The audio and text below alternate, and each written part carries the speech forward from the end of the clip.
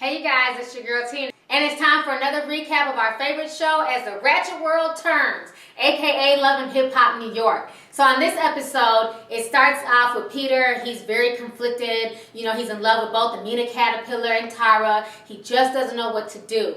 So then in the next scene, we see Yandy and Tara. They're hooking up. They're at the gym, and they're basically, you know, letting out a bunch of aggression. Yandy's going through a lot because of the whole Mandisi situation, and Tara's going through a bunch of shit because of the whole Peter Gunn situation. So they're talking and everything, and Tara basically tells Yandy, you know, if you want to sign Amina, you have the right to do that because I understand you're about your money, you're a businesswoman, and I don't want you feeling like you don't have to sign her because we're friends. And Yandy basically assures Tara by saying that, you know what, Amina's messy, I don't want my record label, you know, having to deal with a bunch of mess, so I'm not going to sign her. So then in the next scene, we see Saigon and Erica Mena. They decided to get to know each other better. Even though they're parents to a child, they know nothing about each other. Everything about this couple screams one night stand. It's like he doesn't know anything about this woman and she knows nothing about him. So they're on a painting date and they're kissing each other and they're saying that they want the best for their child. He's saying that he wasn't raised with his father. She's saying that she was raised in a two-parent household, and he seems almost shocked by that. Well, had you had this conversation with her before knocking her up on your first date, you would know that that's why she's close to her father, is because he was there in the household and he took care of her even after her mother died. You know, this whole situation with the two of them are just a trip, but we'll come back to them in a little bit. So in the next scene, we see Amina, and she's singing her heart out, and Peter Gunn walks in, and he's basically letting her know that, you know, he just feels like he's between a rock and a hard place. He's in love with Amina, but he's also in love with Tara. Then he tells Amina that he needs her to stop posting Instagram pictures because it's hurting Tara's feelings. Now, like I said on Twitter, if your husband turns to you and says that you need to stop posting Instagram pictures of you and your husband on Instagram, because his girlfriend is hurt by seeing pictures of you and your husband, that means you failed in life. Ain't no way in hell I'm be married to a man and he still has feelings for another woman and he's telling me to respect her feelings, but yet and still we're married. It's like, I don't understand this. It's like these women on this show are just idiots. Who the hell marries and chooses to stay with somebody who is continuously devaluing your feelings? I don't understand this shit at all. If I was Amina, I would post every damn picture of me and Peter Guns on Instagram. Why? Because you're my husband and that's my damn Instagram. I post what the hell I want to. How you doing? Next clip, we see Cyn. And Cyn meets up with Naya, and we find out that her and Naya are really cool. And Naya is shocked that Cyn is playing for the other team. And I told y'all from day one that this lesbian relationship was fake as hell. Naya even tells Cyn, like, damn, I didn't even know that you played for the other team. I thought you was, you know, basically strictly dickly. And Cyn is like, well, yeah, this is my first, you know, lesbian relationship. I've never been with the girl, but you know, Erica Mena is so pretty and she's fine, so I just decided to go with it. So it's obvious that Cyn is gay for pay. She's only gay because she had a chance to be on a show, get recognition, and get paid for it. So I don't respect this relationship at all because there's a lot of folks out here who really are gay and who go through trials and tribulations on a daily basis just having their real relationship and their real story told. And you have this fool on TV who's basically stating to the world that she's gay for pay. So moving on, Yandy and Rich Dollars meet up and they're basically talking about the label. Yandy's ready to move forward. Rich is ready to move forward. Rich wants her to sign Amina, but Yandy's not going for it. Yandy feels like, you know what, it's just too much drama. I don't want to be bothered. But Peter Guns is dead broke and he promised Amina a deal. So he's really trying to have Rich, you know what I'm saying, look out for him, do him that favor. So we're trying to figure out if Yandy's going to cave and eventually sign Amina. Because Amina can really sing, even though everybody hates her and she gets on everybody's damn nerves. So in the next scene, Peter meets up with Saigon and they're having a conversation while playing pool. So Saigon basically tells Peter that he feels like his son is not developing the way that he should and that he's been Googling, you know, all types of stuff on, you know, how fast the kids should be talking, how many words that they should be saying at that age.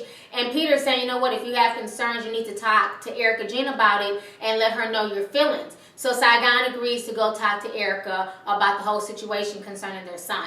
So in the next scene, we see Yandy, and sweet little Amir is turning 1 year old. He's so adorable. He has like the brightest blue eyes I've ever seen.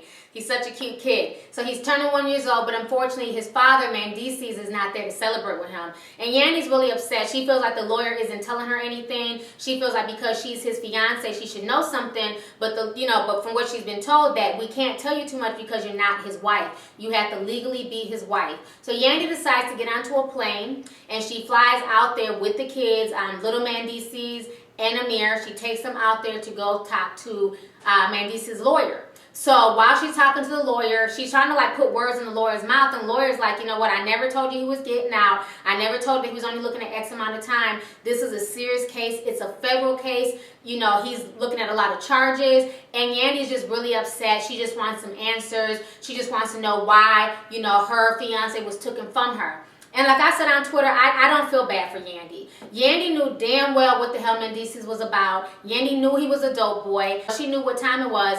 And my thing is, you chose to get pregnant by a dude who was out there selling dope.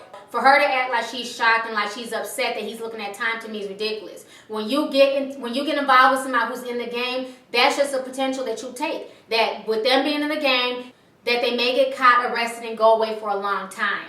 You know, she's upset that he's missed the first birthday party. Well, she needs to prepare herself because he's going to miss the next 15 birthdays of her son, which is just totally unfair to her son. You know, this baby is 1 year old and his father is behind bars. You know, this whole situation is just sad, but I think that Yandy's just too smart of a woman to have gotten herself in that type of situation. But that's just my opinion. Okay, so now in the next scene, Saigon decides to invite Erica Jean to Chuck E. Cheese. And he starts talking to Erica Jean, and he said that he's concerned about their son. He's saying that he doesn't feel like their son is developing like the other kids. And the reason why he knows this, not because he's a psychologist, not because he's a mental health expert, is because he sits his ass at Chuck E. Cheese day in, day out, and he watches how the other kids his son's age interact, and his son is not behaving normally like the other kids. He said all he does is just sit there and go, dad, dad, dad, dad. And I'm sitting here like, am I really hearing this? Am I really hearing a grown man clowning his son and potentially trying to say that his son is slow or off?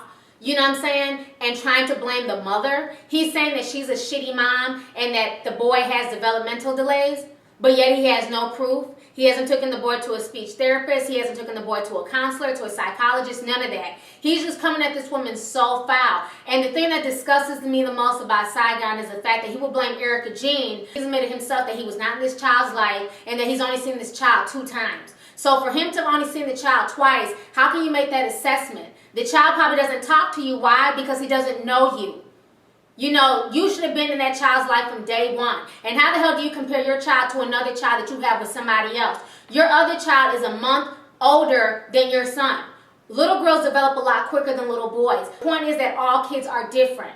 All kids talk at different paces. My oldest son was able to say so many words by the time he was 1. My youngest son, not as quick. But he eventually caught up. Every child is different. You don't compare your kids to other people's kids. You focus on the care of that child. And maybe if you were focused on that child and more in his life more, he would speak to you. He would do more.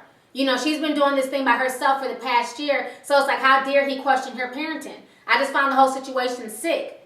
So after he questioned her parenting, Erica Jean gets pissed off. She storms out. She goes towards her truck, and he starts cussing her out. He starts saying her ass is fake. She's a hood booger. She's a hoe. She's a hood rat. And he opens the car, and he tries to snatch her out the car. And so she gets up in his face. They start arguing. She pushes him. And then he grabs her purse, and he flings her purse clear across the parking lot like it was a damn QP, like he was running from the police. He just grabbed it, and he just threw it. And it's like, what kind of man throws a woman's purse? You know, it's like Saigon just really showed his bitch side in this episode. And for me, honestly, I don't feel bad for Erica Jean. Like I said on Twitter, y'all remember this damn tweet I sent out? We had too many women out here just getting pregnant by random third-string dudes just because a dude's a rapper, just because he's an actor, just because you're seen on television. Folks are willing to get pregnant by anybody thinking they're about to hit the jackpot. Well, unfortunately for her, she didn't hit the jackpot. She got a loser who doesn't have money like that, because if he did, he wouldn't have to be on this show. Just like Peter Gunn's admitted that he's broke, and that's why he signed up for this show, and that's why he signed up to put his life out there. So my thing is, we need to have more respect for ourselves as women and be more selective on who we have children by. You know, this guy's a straight up loser. He's done nothing for this child. He hasn't been in this child's life. And then for him to flip out on her, I just found the whole situation disgusting. But again, I blame her just as well, because she got pregnant by a man that she did not know. She didn't know the type of man he was. She knew nothing about his character. All she knew was that he rapped out a few songs and that he was famous in the 90s. And that was all she needed to get pregnant by this man. I think both these people deserve each other, and the only one I feel sad for in the situation is that little boy, because he has to look back on this tape when he gets older, and he's going to see both his parents fighting and acting a fool and literally calling him slow when that hasn't even been the diagnosis. I understand as a father being concerned and trying to stay on top of your child and making sure that he has no developmental delays, but the way he went about it was wrong and all the way out of pocket. So last but not least, Cyn finally talks Erica Mena into meeting with lhny. So Erica Mena goes to lhny's strip club so that way they can talk out their differences and speak on everything. Before Erica can even have a seat, lhny starts going in on her. She accuses her of having a fake Birkin bag. She's like, you know that's a fake bag. You don't have money like that. You know, what the hell is you doing? Why are you rolling in here with a fake Birkin bag?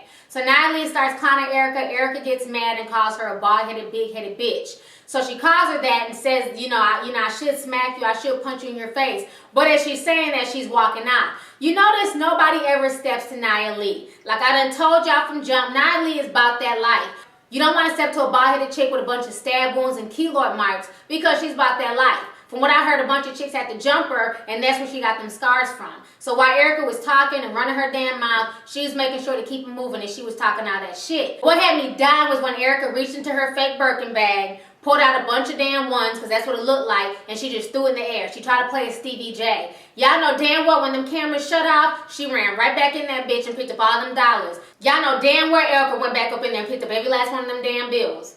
So anyways, go ahead and leave a comment. Let me know your thoughts on this week's episode of As the Ratchet World Turns, aka Love and Hip Hop New York. What was your favorite scene and what did you guys think about the whole Saigon situation? Go ahead and leave a comment. All right, deuces.